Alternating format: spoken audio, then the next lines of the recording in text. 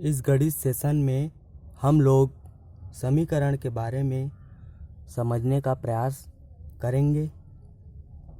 समीकरण गणित विषय का महत्वपूर्ण अध्याय है। समीकरण बनता कैसे है, समीकरण को हल कैसे करें, दिए गए भाषा को समीकरण के रूप में बदलना,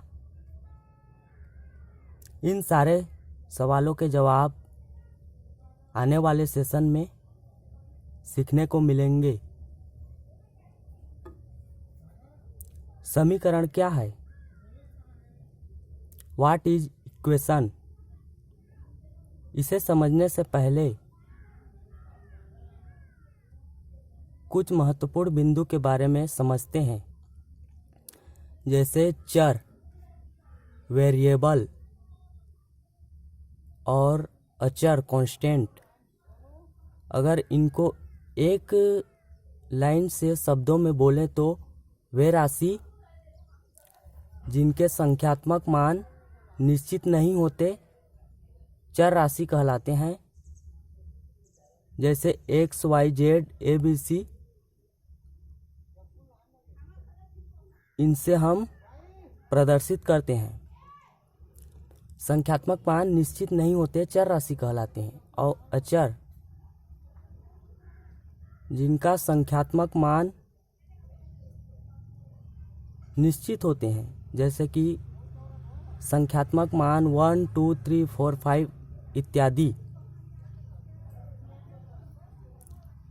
इन सभी को अंग्रेजी या हिंदी वर्णमाला के अक्षर से प्रदर्शित करते हैं, जैसे एक्स, वाई, जेड, अ, ब, स, द इत्यादि। एक उदाहरण से चर को समझने का प्रयास करते हैं। हम शिक्षक ने बच्चों से पूछा कि एक डिब्बे जिसमें चाक रखा हुआ है, उसमें कितने चाक हैं, इसको बताने के लिए बोले। तो बच्चों ने अपने तरीके से, अंदाज से अलग अलग संख्याएं बताई। हमीदा ने 20, रमेश ने 40, नरेश ने 30 और राम ने 50 इत्यादि बताए। फिर शिक्षक ने बोला, बच्चों उस डिब्बे में से 5 चौक निकाल दो।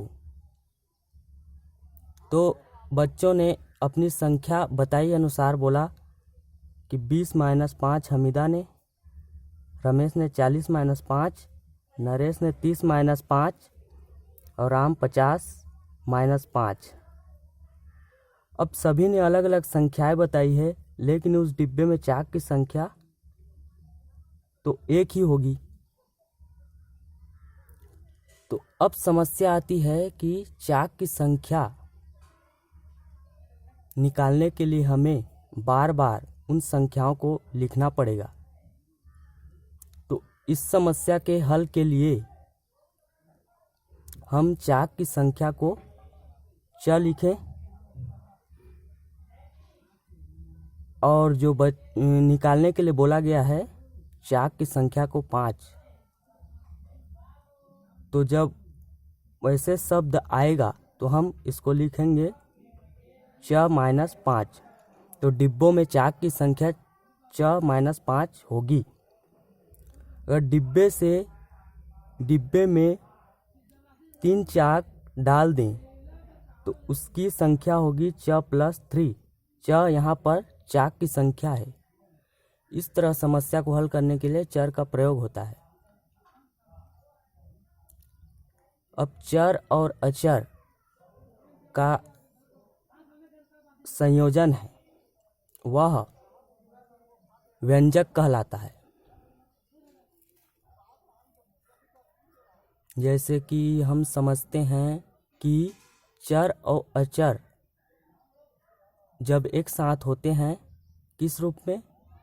4 मूलभूत संक्रिया प्लस माइनस भाग गुणा इत्यादि के रूप में संयुक्त रूप में चर और अचर रहते हैं, उन्हें व्यंजक कहते हैं। जो बीजीय व्यंजक हैं यह सभी बीजगणित के तहत आते हैं, इसलिए इन सभी को बीजीय व्यंजक कहते हैं। उदाहरण के लिए समझते हैं कि बीजीय व्यंजक जैसे कि x प्लस वाई, वाई अपान 2, 4 प्लस एक्स, 7 इंटू 3 इत्यादि, ये सभी बीजीय व्यंजक हैं। बीजीय व्यंजक का उपयोग कैसे? बीजीय व्यंजक का उपयोग कैसे? जैसे कि राजू की उम्र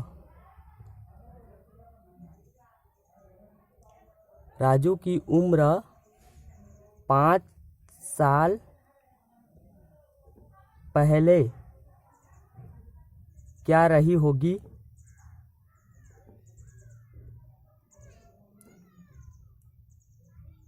3 साल बाद क्या होगी?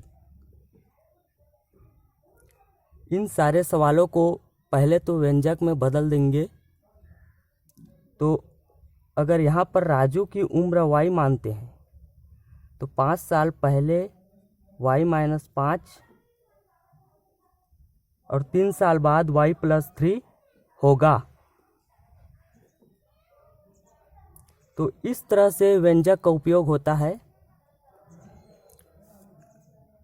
व्यंजक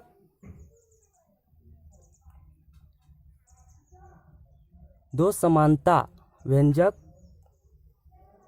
के समानता को समीकरण कहते हैं। दो व्यंजकों के बीच समता या बराबर का चिन्ह होता है तो उन्हें समीकरण कहते हैं।